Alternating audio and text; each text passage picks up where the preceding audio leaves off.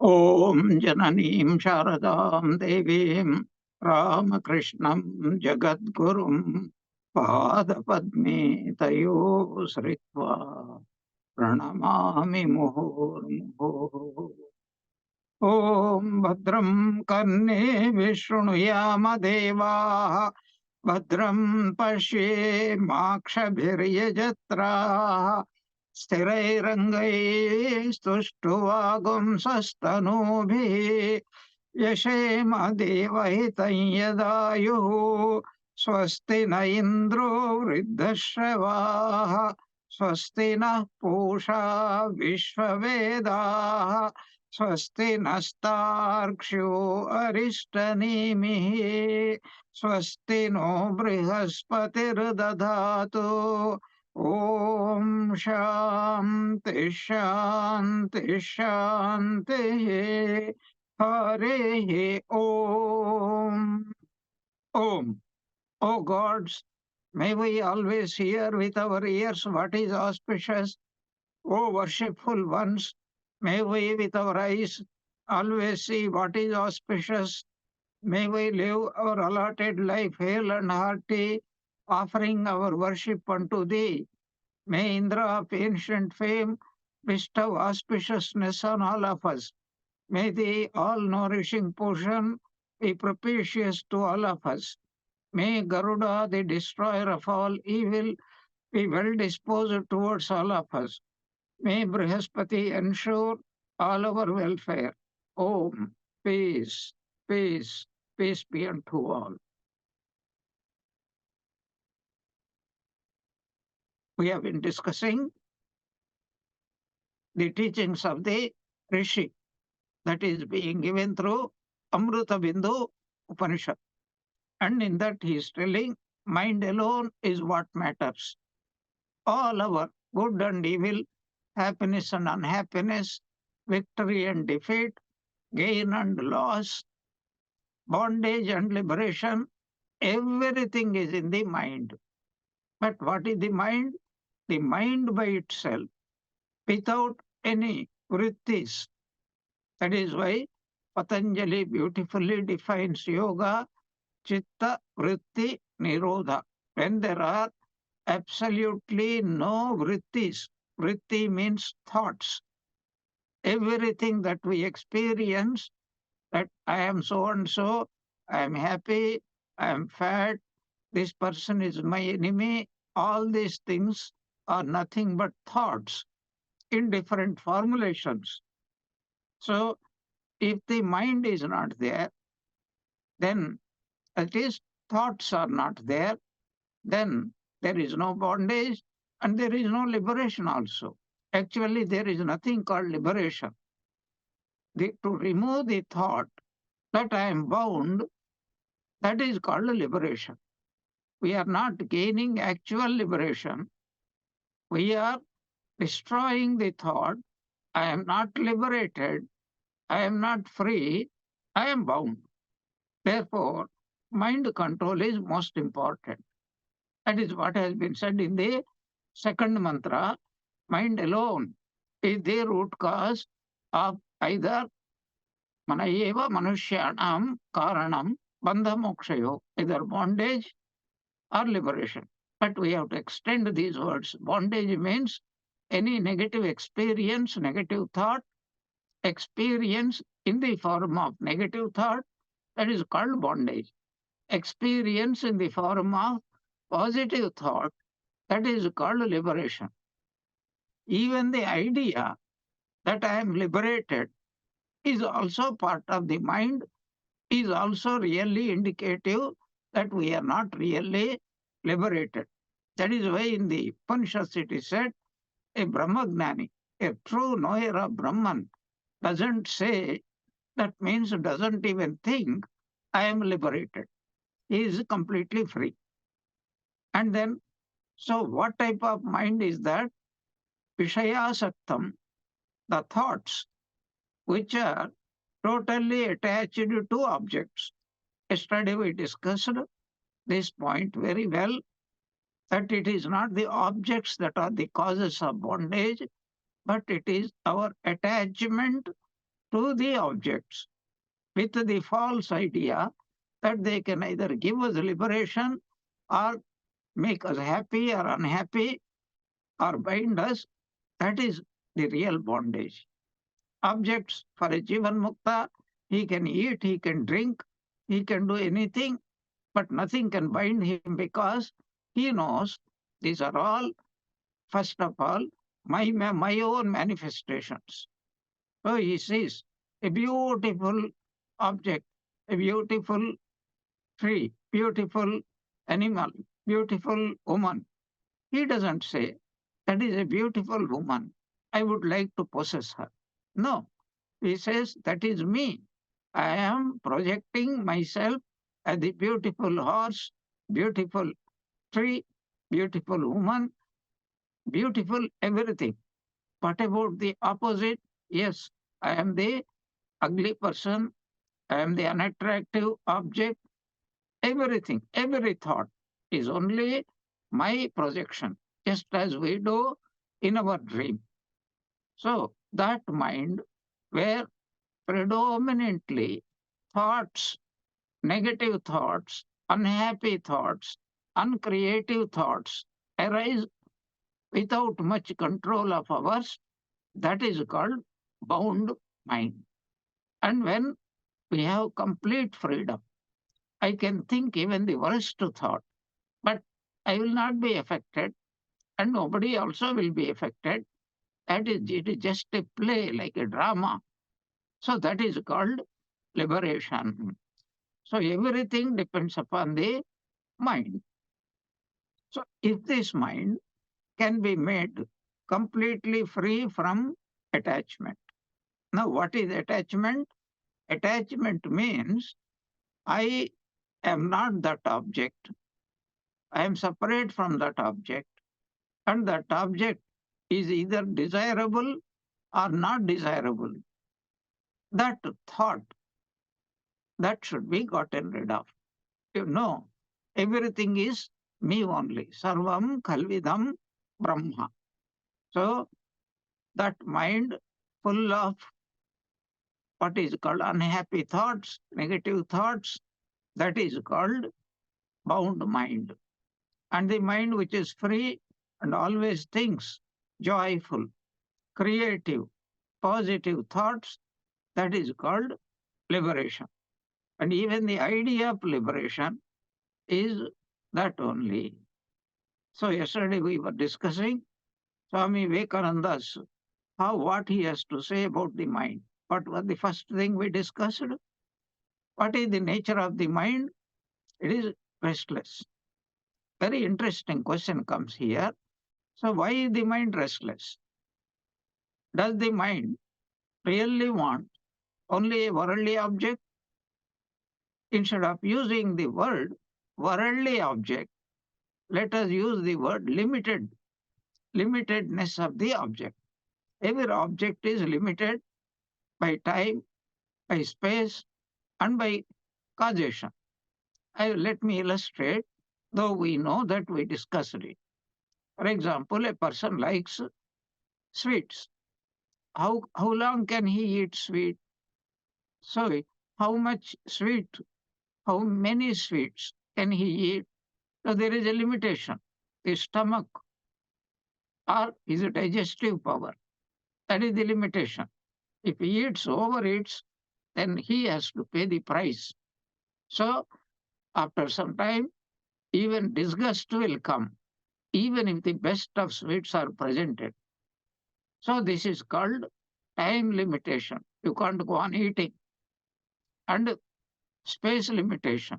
Space, how much your stomach can hold, how much your digestive power is there. This is the spatial limitation. And finally, so even the best thing that is enjoyed under certain circumstances will never be able to give us happiness or pleasure. For example, a person is eating first class sweet and he is enjoying it really. And then somebody comes and tells, hey, what are you eating? Where from it has come? Oh, My friend has given me. Do you know that your friend is your greatest enemy, is pretending to be your friend? He is poisoning. So he is only criticizing you everywhere. The moment we hear that, what happens? A terrible disgust comes, not only towards that person, whatever object is associated with that person. Since this sweet had come from that person, what we have eaten, we feel like throwing it out. So you see, causation. Mind means time space causation. Object means time space causation. So anything in this world is only very temporary thing, either positive or negative, good or evil. Everything is janma is temporary, mrityu is also temporary. We think that death is the end of the matter. No, it is only moving from one body to another body. This is what Hindus believe, or if other religions believe, there is nothing called death. The person moves either to hell or to heaven or to God. That is what every religious believer truly believes it. Nobody believes that I will be destroying myself forever. That is not possible. So, what is the nature of the mind? Restless. Why is it restless? Because it experiments with objects, one after the other. Temporarily, it feels, if I get this one, I will be happy all the time, whole life. But then very soon, it is it is forced to revert to its former opinion, remove the former opinion, destroy the former opinion. I thought this object will make me very happy. Now I know it doesn't really make me happy, and it may even disgust me also. If you are forced to eat or drink, if you are given one cup of hot coffee at the appropriate time, you are very happy. And if your friend gives you second cup, you will not enjoy it. But if he forces you to drink third cup, you feel like beating him up. So everything has opposite effects, provided we do not follow certain rules, certain restrictions. So really, what are we searching? When we don't get that expected pleasure or happiness, then we move on. Then we move on. And we find ultimately every object has the same nature. But what is the mind seeking? It is seeking its own self, which is divine. What am I talking about? Mind is called Atman. Sri Ramakrishna has confirmed it. A pure mind is same as the pure Atma. There is no difference between a pure mind and then pure Atma, because that is what is called a pure mind is called, or to attain to that state is called chitta vritti nirodha. Not that we should not have thoughts. We can have any number of thoughts, but if they are pure thoughts, means thoughts about God, then we are free. So that is what the mind is seeking, and it will not become restful until it obtains Atman, the God realization.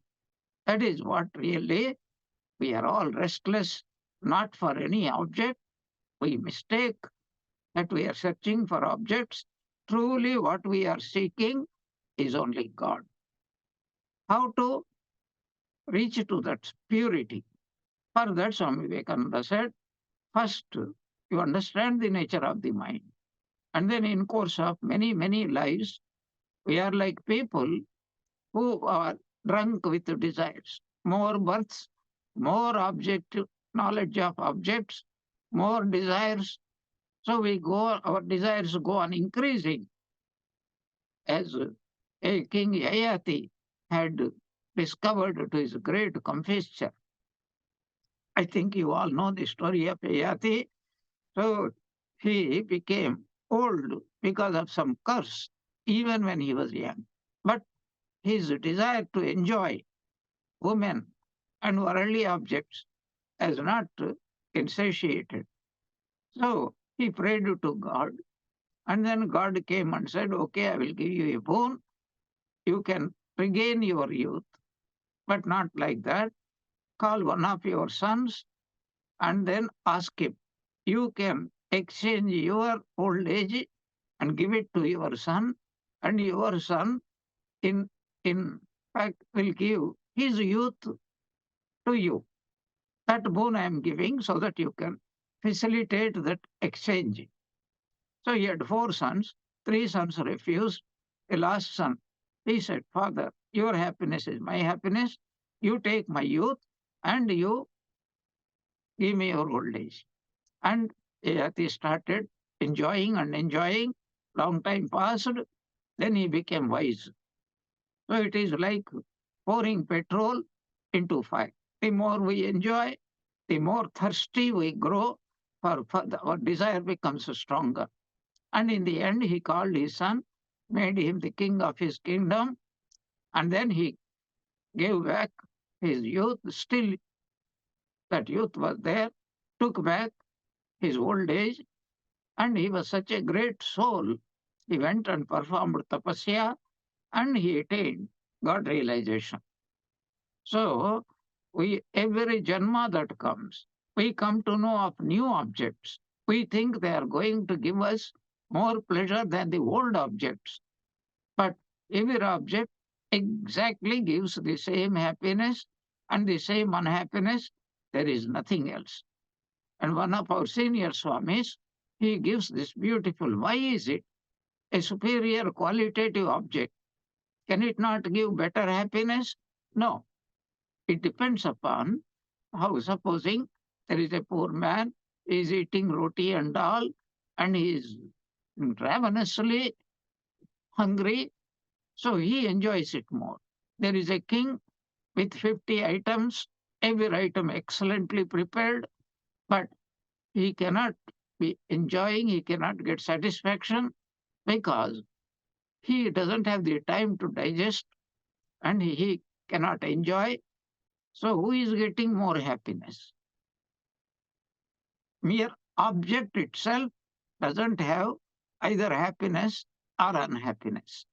When once we get that, then we learn a great lesson. We can get the highest squeeze, highest pleasure from any object, even the most ordinary object, provided we love and use it properly.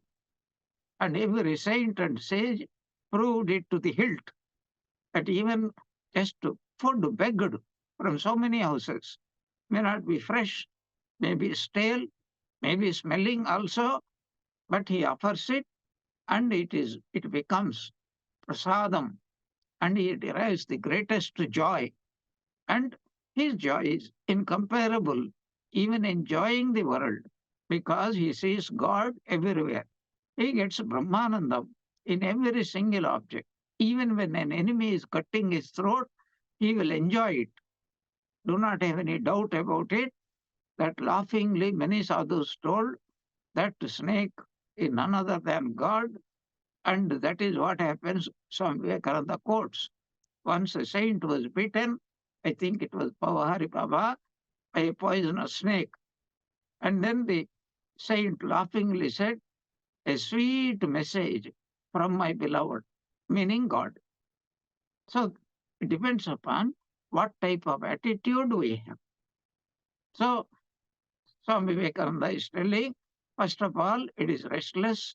Secondly, it is drunk with desires. Thirdly, we cannot tolerate other people who are we think, in a much better position than ourselves. And then we become jealous. We covet the things that are possessed by that person, knowing that that person is suffering from the very objects. He would like to get rid of them. And he will be very glad, I tell you, if you can take away some of the things from himself. So, jealous, bitten by the scorpion of jealousy. And then, even an ordinary person is full of ahankara, pride. I am somebody. Sri Ramakrishna illustrates. There was a frog in a hole, and it acquired a rupee. And one day an elephant was passing, and the frog came out and started bellowing at its loudest. How dare you pass over my head? Don't you know who I am? I have got one. Another story illustrates it. There was a maid servant who had only one, what is called nose ring, and she had burned. Nobody was noticing it. So she burned her own poor hut. And then we went on shouting, accepting this nose ring, accepting this nose ring, accepting this nose ring. So I have lost everything. What a poor person. But that ahankara, even a child has ahankara. You scold him, he will turn his face towards the wall, and he goes on saying, I will not come to eat food. So this ahankara plagues us. That is called possessed by the demon of pride. How to describe the condition of that monkey? And we are all the best of such monkeys. How to do it? Yesterday we discussed, so I will not only just remind you. So just watch the mind. Then what happens? By watching the mind, two things happen. First thing is that I can become objective. That is, second result is whatever we are experiencing, we are separate from it. So let me become a Sakshi. What is a Sakshi? Like watching a movie. I will not get pained. I will not get exuberant by the events happening there. I enjoy both. But if it is the actors, provided the actors really act very well, then I will enjoy them. So just let it sit quiet, let it drift. Then think that you are entirely apart from it. And if we do that, that witnessing attitude, we become sakshis in course of time. We understand we are not that object. So the same thing, observe the body. This is what vipassana is supposed to be, that you become the witness. You witness your breath. You witness different parts of your body. You start witnessing your thoughts, and you feel whatever you are experiencing, witnessing, you are not that. Then identify yourself with God, never with matter or even with the mind. That is what we have discussed yesterday. So until now we are doing it. So if we go on watching, so I am not the mind. I see that I am thinking. I am watching my mind thinking. And each day the identification of yourself with the thought and feeling will grow less and less. That is what Swami Vivekananda says. And that is what exactly Patanjali Yogi also is advocating. Chittavritti Nirodha means just be a witness. And then finally, all thoughts will subside. And what remains? Witness. Then another name for that witness is Purusha. Tada drashtaswarupe avasthanam. Thereafterwards, one abides in the state of the seer. I am the seer. Let anything come and go. These are all like bubbles, like waves. They do not really affect them. But there is a condition even to practice spiritual disciplines. That is what Swamiji, he draws our attention to it. The purer the mind, the easier it is to control. Purity of the mind must be insisted upon if you would control it. Perfect morality is the all in all of the complete control over mind. And I can add perfect control, perfect morality, perfect purity is all the sadhana. There is no other sadhana. And I think some of you are definitely reading the WhatsApp application messages I'm sending. Swami Shardanandaji was once asked, does Karma Yoga really lead to God self-realization? Says definitely. And he explains what is Karma Yoga. that doing every action perfectly with concentration, with bhakti, with joy, and with perfect knowledge, then what happens? I don't want the results. I just am doing what I'm supposed to do. What happens? Mind becomes pure. And the moment mind becomes pure, the knowledge that I am Brahman automatically flashes in the pure mind, just as when you stand in front of a very clean mirror and yourself, your image will be reflected perfectly. So if the mind becomes pure, it reflects my real nature perfectly. But here, this illustration is only for an illustrative purpose. Don't misinterpret it. You put a nice dress and I see myself. No, that is not what is meant. What is meant is I am the pure witness. By practicing yoga, mind becomes pure. Then what happens? I am not the body, I am not the mind. I am not the three states of waking, dream, and deep sleep. Then what remains? Me as a pure Atman, not even as Jivatman. The same Atman inextricably combined with mind and body and experiencing the three states is called Jivatma. But without these three states, one should not call oneself Jivatma. It is pure Paramatma only. That is what sadhana is, to remove this ahankara. Ahankara means aham combined with kara. What is that kara? The mind. And what is the mind? Waking, dream, deep sleep state. Sushu, Jagrat, Swapna, Sushupti. When that kara is removed, then there is nothing to witness. Then witness itself disappears and realizes Aham Brahmasmi. Even this description that one realizes Aham Brahmasmi is only for the sake of just passing on the or to teach what the scriptures are telling. Really speaking, when you are in deep sleep, you don't say, I am very peaceful because I am in deep sleep. You don't say that. You experience the peace, but you don't know that you are in deep sleep. So, in the same way, a knower of Brahman knows that I am Brahman without knowing that because there is no mind which to say, I am a realized soul, I am a knower of Brahman, and I am enjoying Brahmananda. All these thoughts are only descriptive thoughts, and descriptive thoughts are not the reality. That is why Sri Ramakrishna says everything has been polluted by being described, by being coming out of the mouth of man, but Brahman nobody can describe. So, what is it? First, watch the mind. Secondly, slowly develop the attitude of a witness. And in order to become really perfect in these practices, one must develop sadgunas morality. That is, everybody is myself. So if I harm anybody, I am only harmed.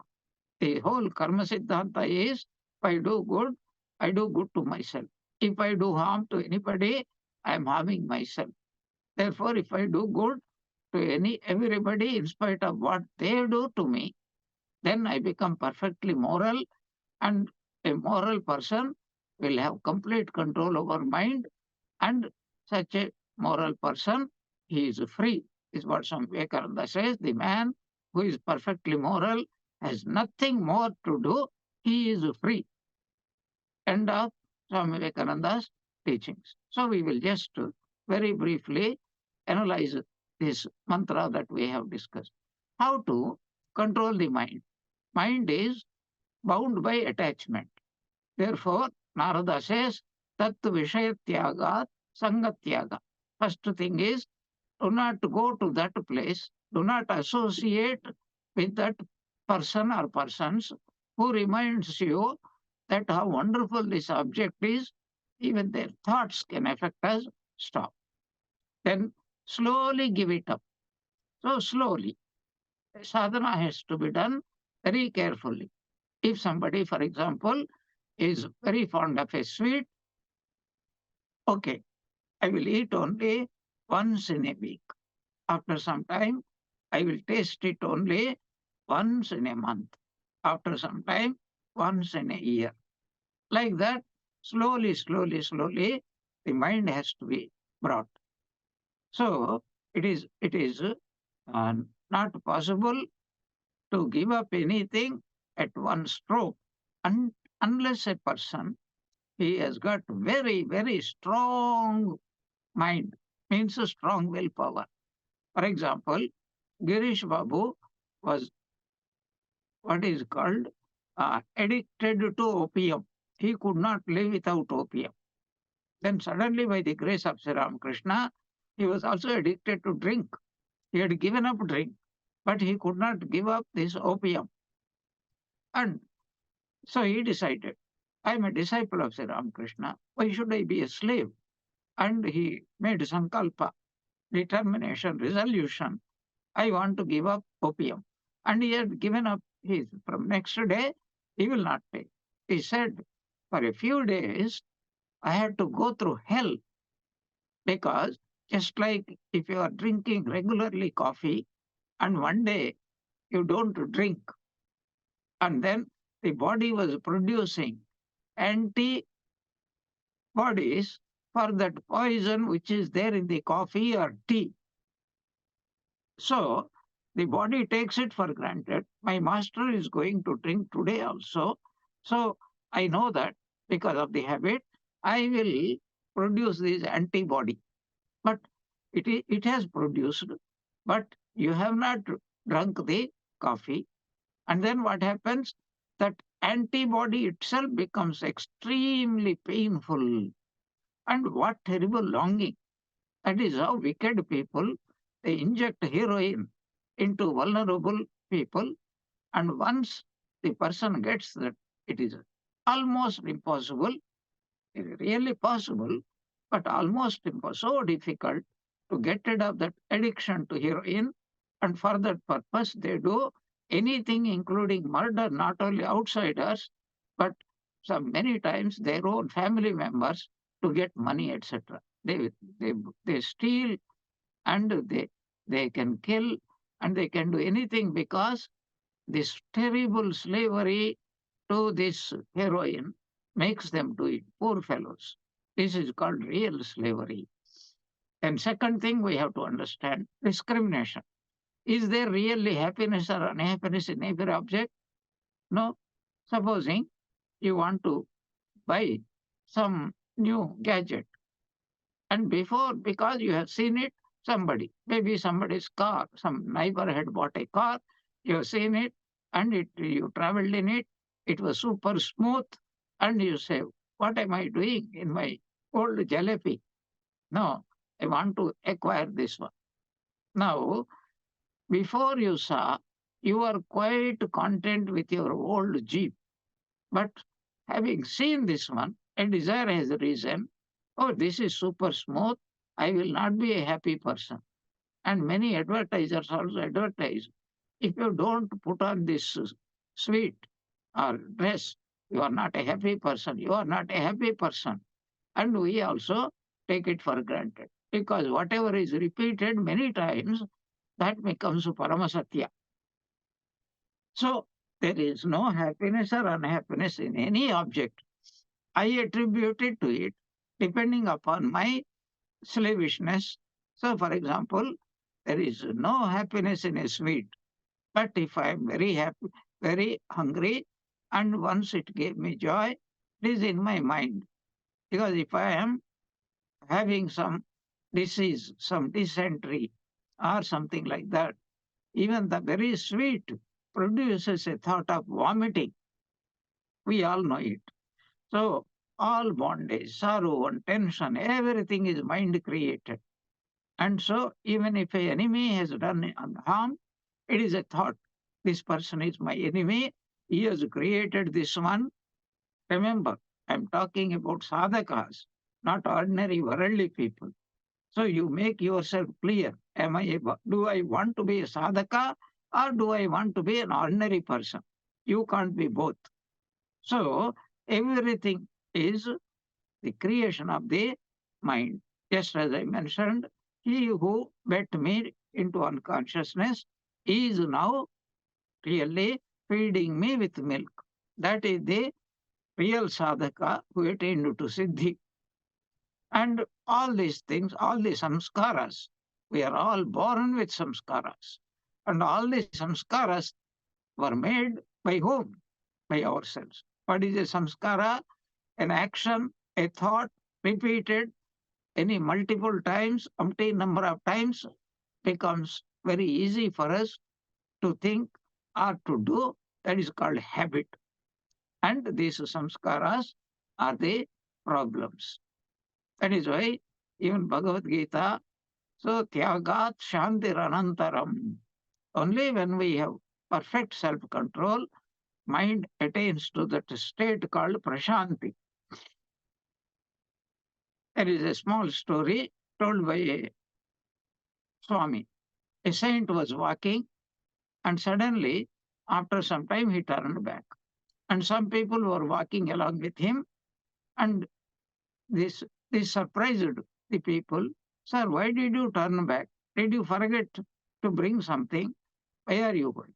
Then the saint seemed to have replied, no, no, when I am going, walking in this direction, the wind is disrupting my hair and falling upon my eyes.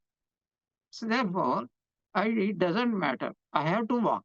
So I will walk in the opposite direction. Now the wind cannot close my, uh, what is called, stop my vision. It doesn't come as an obstruction to my vision. And I have nowhere to go. Therefore, it doesn't matter in which direction I am walking. Very difficult for us to attain to that state. So we have to be like that. We change direction from worldliness to spirituality. It doesn't matter. Wherever I see him watching with 1,000 eyes. For that, you have to remember the story of Kanakadasa, who was given a banana and who was asked to eat without anyone witnessing his eating. But he could not do it. When his guru asked, he replied, your condition, what is it? Nobody should see me eating. But I see that God is within me, God is outside me, He is everywhere, He is seeing me eating. And how can I fulfill? Therefore, I could not eat. Slowly, sadhana has to be done. And at first, it will be a little bit difficult, but it has to be done. Now we will move on to the third mantra in this Amrita Bindu Upanishad. Yato nirvishayasya manasah muktirishyate ato nirvishayam nityam manah karyam mumukshuna. First of all, mukti is defined in his own way because mukti is defined by different rishis, different saints in different ways. But here he is giving that manasaha, what is it? Mukti yataha nirvishayasya asya manasaha muktirishyate. That is, since liberation is predicated of the mind, devoid of desires for sense objects. Remember, desires for sense objects are the obstruction, the cause of bondage. But Sri Ramakrishna gives a beautiful example. Once he was telling that the desire for sugar candy is not a desire. And some devotee, what is called a Brihaspati. Brihaspati means a stupid fellow, an idiotic fellow. He says, but that is also a desire. The desire for desirelessness is not a desire. But words are used like that. So somebody told, I want liberation from all these things. So why do you want? Because, not because these objects do not give happiness, but because they give, first of all, limited pleasure. And secondly, they produce tremendous amount of unhappiness as a reaction. But if I desire God, then there is no reaction. That is called ananda. So ananda is beyond sukha as well as dukkha. Therefore, what is liberation? A mind devoid of desires for anything, but only for God. If that thought becomes permanent, that is called mukti. That is why Bhagavan Krishna and every other Upanishad also tells us that antakale cha mameva smaran muktva kalevaram. So, tejan deham. Sa mam yati punarjanma navidyate. What does it mean? Antakale means when this body is about to fall down. At least at that time, only remember me. What does it mean? I have put every sense object to death. I know what they can give, what they cannot give. This is the spiritual explanation. So here, Antakala doesn't mean that a person's body is going to die. That is what is the normal interpretation. Here, death of my attachment to every sense object. But there will be attachment. To whom? Only God. Because I cannot get rid of God. Every other thought can be gotten rid of. The thought of God can never be gotten rid of. Why? Because it is me. It is like saying, I want to get out of myself. It is never possible. So if a person so forgets everything else and knows that I am Atman, I am Brahman, I am God, I am Ishvara, I am Narayana, that is called Mukti. So Manasaha Mukti Ishyate. What type of mind? Nirvishayasya asya. So that mind which is not attached to any object. And when there is no attachment, there would be no thought. So since liberation is predicated of the mind, devoid of desires for sense objects, therefore the mind should always be made free of such a desire by the seeker after liberation. That second line is completing this first thought. As is it that mukti is freedom from all attachments and all thoughts of sense objects. How to? So, if that is the truth, then what is the goal? Ataha, therefore, nityam, continuously, manaha nirvishayam kurya. The mind should be made completely free from nirvishaya. As I explained earlier, so you are thinking of an object, there is absolutely nothing wrong in the object. Attachment to the object is what we should remove. And when we are succeeding, as we succeed in reducing that attachment, because attachment will never go, but attachment to the objects will become reduced. The same attachment now turns towards God. That is what he said, Nirvishayam. So manah karyam. What is the karyam? Karyam means a duty that should be done. This is a commandment, karyam. By whom? Not by any Tom, Dick, and Harry. Mumukshuna. By those who are intensely desirous of mukti. Moktam icha, mumukshuhu, mumuksha. Moktam icha, mumuksha. Bhoktam icha, bubuksha. Like that. Gnatam icha, jignasa. So by those who are desirous of liberation from the body and mind, or rather from the thought that I am the body and mind, nityam karyam. Unceasingly, he must practice this. That is the work of the mind. What is that? Manaha nirvishayam kurya. Therefore, the mind should be made nirvishaya. Mind, any mind, free from the desire of sense objects, is a free mind. Therefore, a seeker of liberation should constantly practice to make his mind free from sense objects. An impure mind, there is nothing called impure mind. Impurity is not the nature of the mind. Purity is the nature of the mind. You buy a mirror, very good example. So when you buy a mirror, does it come with full of dirt, dust, and impurities? No. The mirror will be absolutely pure. But as days go on, and then dust particles, dirt particles, other people touching that mirror, and even the air, the wind, it slowly makes it like it is full of impurities. So a second thing should be there. But the mind is pure by nature. And that is how do we know? Because because the mind is pure, like a clean mirror, it is able to reflect that chit, and that is called the light of the consciousness. Chit abhasa, chidabhasa. But this chidabhasa, gradually, it with its help, the mind goes on accumulating attachments. As our attachments go on intensifying, growing, we forget that we are chit, and then we identify ourselves with this body and mind, and that is called bondage. So, mind free from desire of sense objects, attachment, that is called a free mind.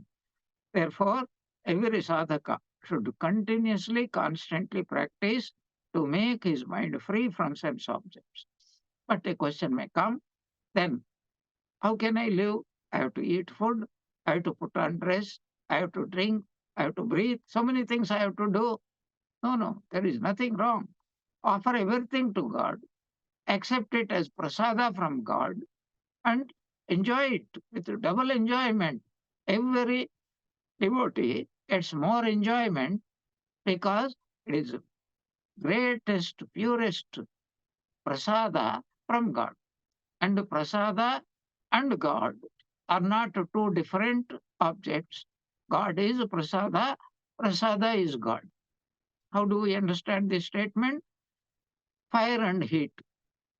So fire is giving heat. Normal usage of language that fire heats up as if fire is doing some action. But that is completely incorrect understanding. Fire is heat. Like in Vedanta, we give a beautiful example. A red hot iron rod, it burns. Is it the rod that is burning? No, the rod doesn't burn. Rod doesn't have the capacity to burn. Rod doesn't have any heat, but it acquires the heat. It gives place to heat by putting it in fire, and in course of time it becomes red hot, and then we can see whatever object it touches becomes completely burnt. So that is not to say that the rod is burning. Similarly, we cook food in hot water, but that heat doesn't belong to the water. Heat is absorbed by the water, and water only conduces. Water doesn't burn. How do we know? Remove the heat, and the water becomes thanda ho gaya. After some time, becomes pure. Now, another point we have to understand. One can get polluted. Here in this case, we have to apply what is called the mind. So supposing there is water. Water by itself is very pure, but it can become dirty. How? You throw all sorts of things into it, rotted things, rubbish things, decomposing things, many things we throw, and then that water seems to become dirty water. Has the water ever really become dirty? No. The water remains pure and it never becomes dirty. Then what is it? Like dust and dirt in the akasha. The akasha is unattached. But because we are seeing both together, retributing the space has got this dirt, etc. That is completely wrong. So in this example of the water, water can be made impure by many things. That means water should become mixed up with what is not water, like dust, dirt, pieces of many objects, etc. So, how do we know that the water has not become pure? Because the nature of an object cannot be changed. So, how do we know? You boil the water and then beautiful, what is called distilled water will come out. That is what the sun is doing every single day, 24 hours a day, throughout billions of years, providing us with pure, clean rainwater. What is rainwater? Water taken from the saltish ocean, and it removes keeps the salt below, takes the pure water, carries it to distant places, and leaves it on heightened areas, and so that we can use the water and live a happy life. But the water seeks again the ocean only in the form of streams, rivers, and then finally reaches the ocean. So the mind also seems to be impure, but really no. Because if the nature of the mind is pure, nobody can make it impure. But if other objects are very near to it, not become the mind, but very near to it, then what happens? It appears. You put some paint over the mirror, then it cannot reflect. But it doesn't mean the mirror has lost its nature. It is a very important point. That is what Sri Ramakrishna wants to convey to us, that pure mind and pure Atman are one and the same. So this mind can be made pure. That means separated from other objects, separate from all attachments. How to do it? That is called sadhana. So desires, attachments, imaginations cannot make the mind impure. So how should we purify our mind? There are so many ways are there. What is it? Do japa, do meditation, do puja, do namasmarana, do sankirtana, do tirtha yatra, then do yagnas, yagas, charity, austerities. But the best thing is trying to surrender oneself to God. Remember God. The name of God is most powerful. If we can do it, then yes, the mind, what does it say? You are not, mind has not become impure. At first it was pure, then it became impure. Then I am removing the impurity. That's a very, very wrong idea. The mind has come into very close contact with impure objects. Now separate all those impure objects. The mind ever remains. You don't need to wash it. You don't need to do anything to it. And all these sadhanas we mentioned, whether it is karma yoga, bhakti yoga, raja yoga, or gnana yoga, the purpose, the end is to separate these things so that the mind is left alone. That is called chitta vritti nirodha. Remove everything other than the mind from the mind. That is called chitta vritti nirodha. And the same thing is being said in the next two mantras also. A mind that is relatively purified by spiritual practices is ready for the subtler practice of meditation, which the Guru expounds in the next two verses. Guru means here the Rishi, who is obviously teaching to some students who approached him in earnest. This is the fourth mantra. Nirasta Vishaya Sangam Samniruddham Manohridi Yada Ayati Atmano Bhavam Tada Tat Paramam Padam. We have to add in the end Tat Paramam Padam Yati.